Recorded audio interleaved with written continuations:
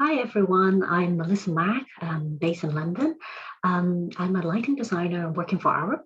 I'm very honored to be here today and thank you Women in Lighting for your invitation and give me this opportunity. So my topic today is about experiential design in lighting. So what is experiential design? So it is about creating positive experiences for the users. So transforming places to create strong emotional connections and engage the people in poetic and unexpected ways. So the key is putting people in the center of the project. So designing to delight and stimulate human senses and evoke emotions and to create memories.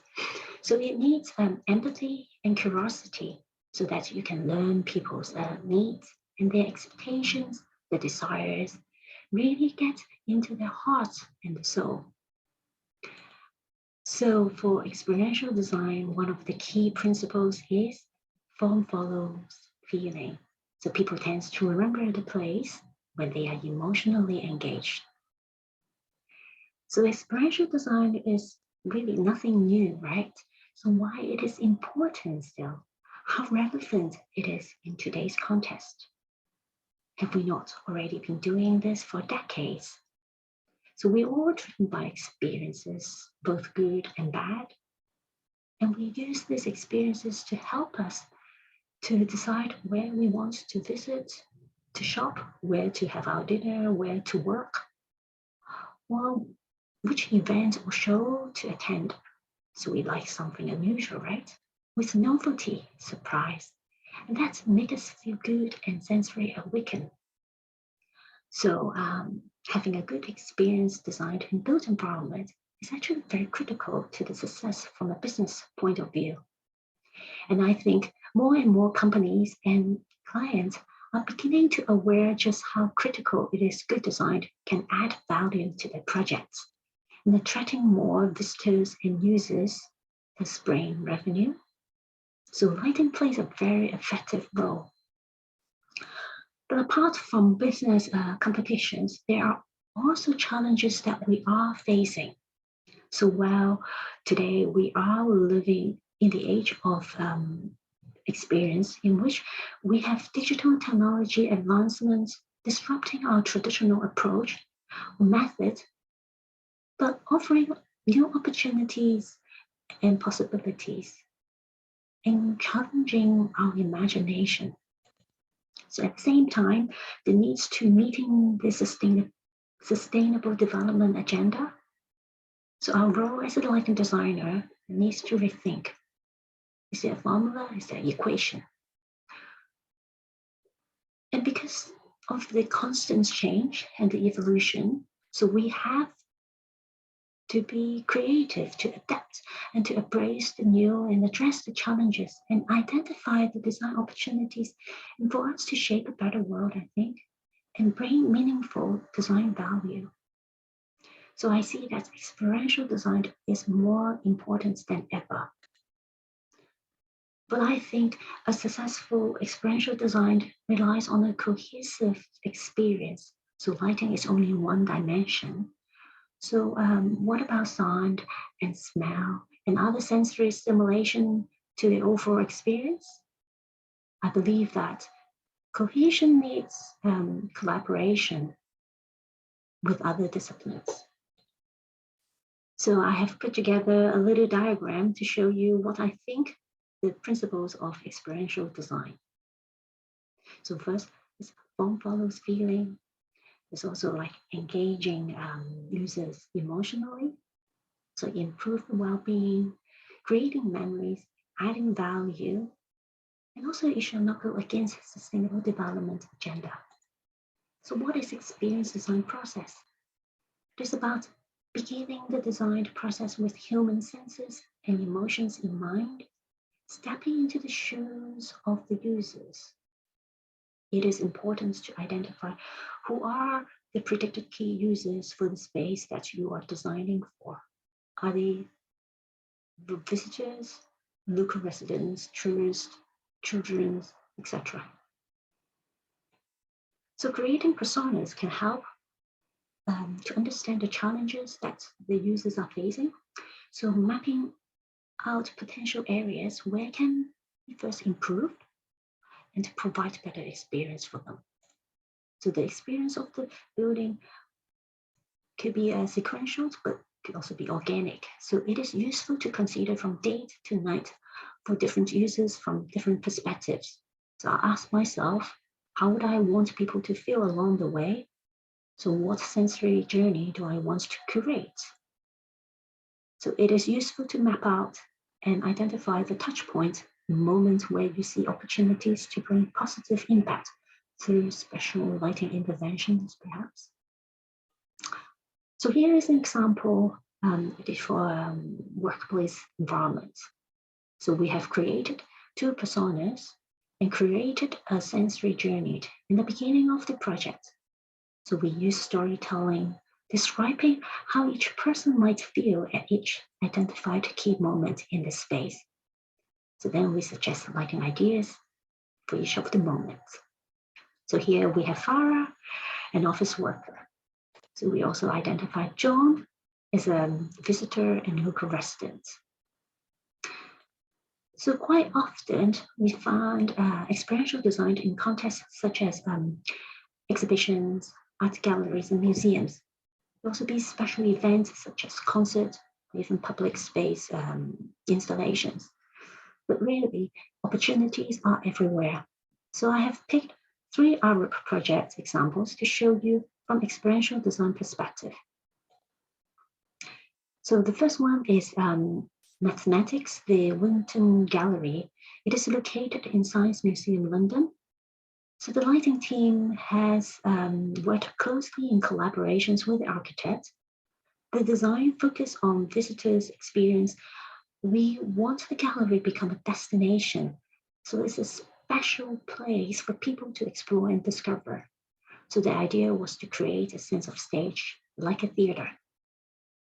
So we wanted to create an immersive setting where people can feel that they are entering into a complete different place. So in the center of the room, it is dominated by a giant fluid sculptural form mimicking the turbulence flow produced by the airplane. It is made up of double layers of translucent stretch fabric integrated with flexible color changeable LED strip, creating this glowing effect. So the color of the light are asymmetric and blended with pink, purple, and blue, so that it can give a sense of depth, reinforcing the sensation of movement and floating impression. So it was intentional using unexpected color choice and gallery setting, which has helped creating an impactful and unforgettable experience for visitors. So this is an image that we have used in the concept stage to communicate the turbulence flow idea. We then translated the turbulence flow into a lighting form.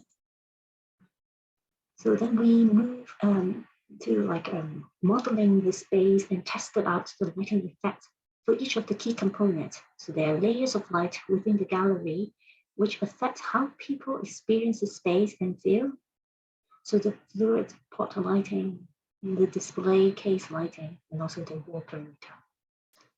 So for the display cabinet, so the lighting scheme, we had to respect the conservation requirements. So we have display cases fitted with a linear light, single and multiple head lighting system, or with excellent color rendition. So it was our design priority to make sure that the visitors feel good within the space. So apart from the central piece and the display cabinets, a lot of care had actually been focused on the perimeter walls. So how have these been seen and felt? And we wanted the room to be felt cozy. So many testing and the model were carried out to create different lighting mood. And so we used the 3D models to blend and fine-tune the look after. So when combining the unusual color of the light and unusual scale of a glowing element in the space, it helps to create an immersive atmosphere. So another project is located within Grade 1 listed British Museum. It's called Abu Gharaib Gallery. It houses the Islamic collection, display objects showcasing the people and the cultures of the Islamic world. The lighting design for the gallery is inspired by the tradition of Islamic architecture. So often it uses light and daylight as a decorative element to enhance the experience of a place. So the gallery space has a series of roof lights, and the design focus on celebrating the beauty and the experience of daylight coming into the gallery, but at the same time protecting the display objects from over-illumination and damage. So the solution was a passive daylight control device, which is a grid of aluminum blade over the roof light, and this allows natural light to be focused vertically while blocking any direct sunlight to protect the display objects. And this highly directional and downward volume of daylight, which focuses light to the central display cases underneath. So it's echoing a day-filled courtyard effect, with more intimate and darker space around the perimeter of the room. So in the gallery, there are also windows, and they are covered by decorative screens to diffuse the light entering to the space. So we have collaborated with architects and artists to inform them the level of transparency and openness required for each of the screens, so that we can manage the amount and the geometry of the sunlight entering the gallery. So it was the design intent to immerse the visitors in interesting sunlight patterns and providing a natural dynamic light effect to create a degree of unexpected and surprise. So this way the experience can be enhanced. So because the filtered sunlight with pattern is very common in Islamic architecture. So for the eastern roof light, we have modified the shading device on one side. So it has a larger openings to allow the controlled beams of sunlight to enter the room. So casting light across the eastern wall. And it's only happening at certain times of the day. So the light highlights the relief and the ceramic tiles on the wall. So this effect adding layers as well as visual richness. So the third project is called Butterflies. So it is located in Warwick, England. It is an Arup community engagement project working with a charity organization. So each year the organization runs an event, and this year the theme was for people who have lost the family to memorize the loved ones. So images of the lost ones were gathered and projected on the facade. Then the images fade and transformed into butterflies. So why butterflies? So symbolically, butterflies represent the souls of the dead people. So it represents a transformation. But also the butterfly is the logo of the charity organization as well.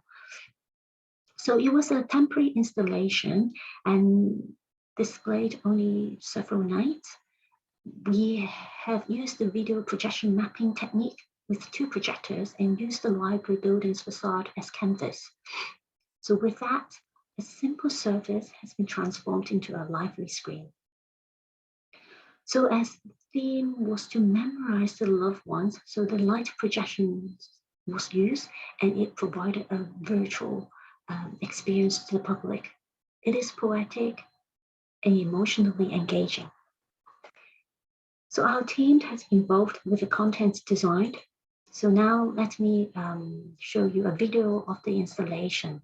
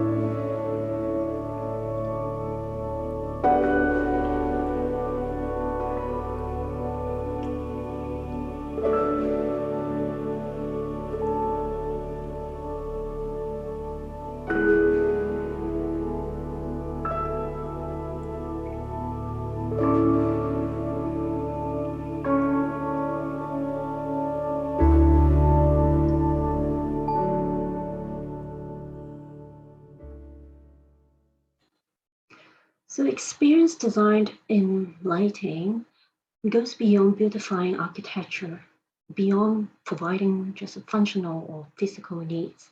So in fact, it taps into the psychological and emotional needs of the people.